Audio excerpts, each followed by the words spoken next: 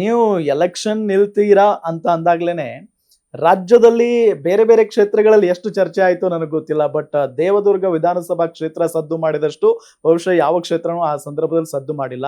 But ನಾನ್ ಕೇಳ್ಪಟ್ಟಂಗೆ ಕರೆಮ್ಮ ನಾಯಕ್ ಅವ್ರಿಗೆ ತುಂಬಾ ತೊಂದರೆ ಆಗ್ಬಿಡ್ತು. ಎಲೆಕ್ಷನ್ ಸಂದರ್ಭದಲ್ಲಿ ಬಹಳ ಜನ ತೊಂದರೆ ಕೊಟ್ರು ಅನ್ನೋ ಮಾತಿದೆ. ಜನ ಅಂತ ಯಾರು ನನಗೆ ತೊಂದರೆ ಕೊಟ್ಟಿಲ್ಲ. ಇಡೀ ದೇವದುರ್ಗ ಕ್ಷೇತ್ರ ನನ್ನ ಪಕ್ಷಾತೀತವಾಗಿ ಜಾತ್ಯತೀತವಾಗಿ ನನ್ನ ಪ್ರೀತಿಸಿದ್ರು.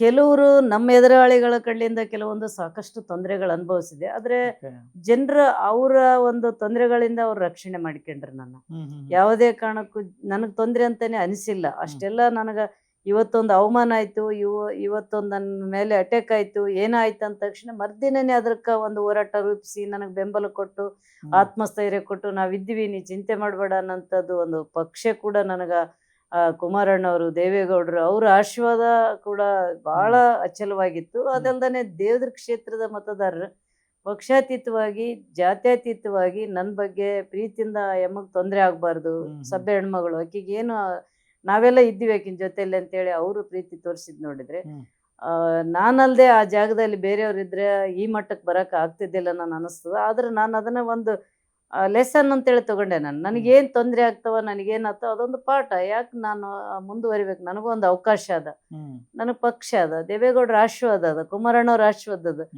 ಜನರ ಆಶೀರ್ವಾದ ಅದ, ದೇವದುರ್ಗದ ಎಲ್ಲ ಗುರಿಯ ಆಶೀರ್ವಾದ. ಯಾಕೆ ನಾನು ಎದುರದು ನಿಜವಾಗ್ಲೂ ಆ ಕಷ್ಟಗಳನ್ನ ಹಂಗೆ ಮೆಟ್ಟಿ ನಿಂತು ಅವ್ರು ನನಗೆ ಇವತ್ತಿಂತ ಒಂದು ಒಳ್ಳೆ ಸ್ಥಾನಕ್ಕೆ ಕೂಡ್ಸ್ಯಾರ.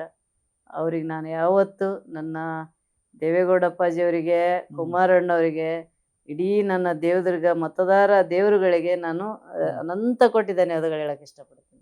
ಮೇಡಮ್, ಬಹಳ ಕಷ್ಟ ಪಟ್ಟಿದ್ದೀರಿ ಎಲೆಕ್ಷನ್ ಸಂದರ್ಭದಲ್ಲಿ. ಎಲೆಕ್ಷನ್ ಆದ ನಂತರ ಮತ್ತೊಂದು ಒಂದ್ ಕಷ್ಟ ಆದ್ರೆ ಎಲೆಕ್ಷನ್ ನಿಂತಂತ ಸಂದರ್ಭದಲ್ಲಿ ನಿಮಗೆ ಬಹಳ ಕಷ್ಟ ಆಯ್ತು ಅಂತ ನೋಡಿದೀವಿ ನಾವು. ಯಾಕೆ ಹಂಗಾಯ್ತು?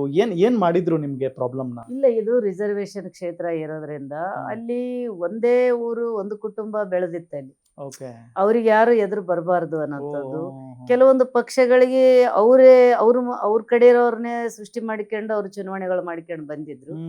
ನಾನು ಯಾವುದೇ ಆಶೆ ಆಮಿಷೆಗೆ ಎದುರ್ಲಾರ್ದನೆ ಬಗ್ಲಾರ್ದನೆ ನಾನು ಯಾವುದೇ ಕಾರಣಕ್ಕೂ ನಾನು ಶಾಸಕಳಾಗಬೇಕು, ನನ್ನ ಕ್ಷೇತ್ರದ ಸೇವೆ ಮಾಡಬೇಕು, ನಾನು ಯಾವುದೇ ಕಾರಣಕ್ಕೆ ನಾನು ಹಿಂದಕ್ಕೆ ಸರ್ಕಬಾರ್ದು ಅನ್ನೋದು ನನ್ನ ದೃಢ ನಿರ್ಧಾರದ ಸಂಬಂಧ ಆ ಕಷ್ಟಗಳನ್ನ ನನಗೆ ಕೊಟ್ಟರು ಅವರು.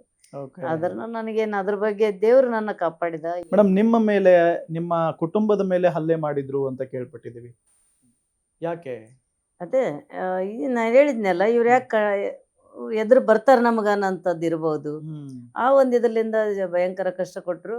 ಅದೆಲ್ಲ ಗೊತ್ತಿದ್ದದ್ದೆ, ಎಲ್ಲ ಮೀಡಿಯಾದಲ್ಲಿ ಬಂತು, ಹೋರಾಟಗಳಾಯ್ತು. ನನ್ನ ಕ್ಷೇತ್ರದ ಜನ ಯಾವುದೇ ಕಾರಣಕ್ಕೂ ನನ್ನ ರಕ್ಷಣೆ ಮಾಡಿಕೊಂಡ್ರು. ಅದನ್ನ ನಾವು ನೆನ್ಸಕ್ ಹೋಗೋದಿಲ್ಲ. ಯಾವತ್ತು ನಾನು ಕೈಘಟನೆ ನಾನು ನೆನೆಸ್ಕೊಳ್ಳೋದಿಲ್ಲ. ಮುಂದೇನ್ ಮಾಡ್ಬೇಕು ಅನ್ನೋದನ್ನ ನಾನು ನೆನ್ಸ್ಕೊಂಡು ಮುಂದುವರಿಬೇಕು ಅನ್ನೋದು ನನ್ನ ಗುಣ ಇರೋದ್ರಿಂದ ಹಿಂದಕ್ಕೆ ಸಾಕಷ್ಟು ನೋವುಗಳು ಕಷ್ಟಗಳು ಇವತ್ತಾದದ್ದು ಇವತ್ತು ಮರ್ತು ಬಿಡ್ತೀನಿ. ನಾನು ಮರ್ತು ಮುಂದಕ್ಕೆ ಏನ್ ಮಾಡ್ಬೇಕು ಅನ್ನೋಂಥದ್ದು ಕರೆಕ್ಟ್. ಒಬ್ಬ ಲೀಡರ್ಗಿರುವಂತ ಅದು ಆ ಗುಣ ಇರಲೇಬೇಕು. ಜೊತೆಗೆ ನೀವು ಗೆದ್ದಿರೋದು ಒಬ್ಬ ಸಾಮಾನ್ಯ ವ್ಯಕ್ತಿಯ ಮುಂದೆ ಅಲ್ಲ, ನಿಮ್ಮ ಎದುರಾಳಿ ಬಲಿಷ್ಠವಾದಂತ ವ್ಯಕ್ತಿ. ಸೊ ಹೆಂಗೆ ಒಂದು ಪ್ರಚಾರ ಮಾಡಿದ್ರಿ? ನಿಮ್ಮ ಸ್ಟ್ರಾಟಜಿ ಹೆಂಗಿತ್ತು ಆ ಸಂದರ್ಭದಲ್ಲಿ? ಫಸ್ಟ್ ನಿಷ್ಠೆ, ಒಂದು ಪಕ್ಷ ನಿಷ್ಠೆ ಇತ್ತು. ಓಕೆ.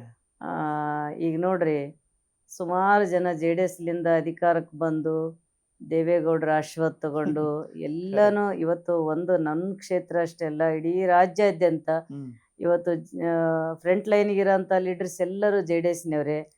ಅವ್ರು ಅವರು ಹೋದ್ರು, ಅವರು ಯಾವುದೋ ಒಂದು ರಾಜಕೀಯ ಲಾಭಕ್ಕಾಗಿ ಆಗ್ಲಿ, ಒಂದು ಭಯಕ್ಕಾಗ್ಲಿ ಯಾವ್ದಕ್ಕೆ ಹೋಗ್ಯಾರೋ ಗೊತ್ತಿಲ್ಲ. ನಾನಂತರೂ ಒಂದು ನಿಷ್ಠೆ ಹಿಡ್ಕೊಂಡು ನನಗೇನು ಬಂದ್ರು ಬರಲಿ, ಜನ ಏನು ತೀರ್ಮಾನ ಮಾಡ್ತಾರ, ತೀರ್ಪುಗಾರರು ಜನನೇ, ಅವ್ರ ಆಶೀರ್ವಾದನೆ ನಮ್ಗೆ ಅಂತಿಮ, ಅವ್ರ ತೀರ್ಪೆ ನಮ್ಗೆ ಅಂತಿಮ. ನನ್ನ ಪಕ್ಷದ ಒಂದು ಯಾವತ್ತು ನಾನು ಮೋಸ ಮಾಡಬಾರ್ದು, ಪಕ್ಷದ್ರೋಹ ಮಾಡಬಾರ್ದು, ಜನರಿಗೆ ಇಲ್ಲ ಎದ್ರಿಕೊಂಡ್ಲು ಅಂತೇಳಿ ಅನಿಸ್ಕೋಬಾರ್ದು ಅನ್ನೋಂಥದ್ದು ಒಂದು ದೃಢ ನಿರ್ಧಾರದಿಂದ ನಾನೇನು ರಾಜಕಾರಣ ಸ್ಟಾರ್ಟ್ ಮಾಡಿದೆ. ಅದೇ ಇವತ್ತು ಇಲ್ಲಿವರೆಗೆ ನನಗೆ ತಂದದ ಅಂತ ನಾನು ಭಾವಿಸ್ತೇನೆ.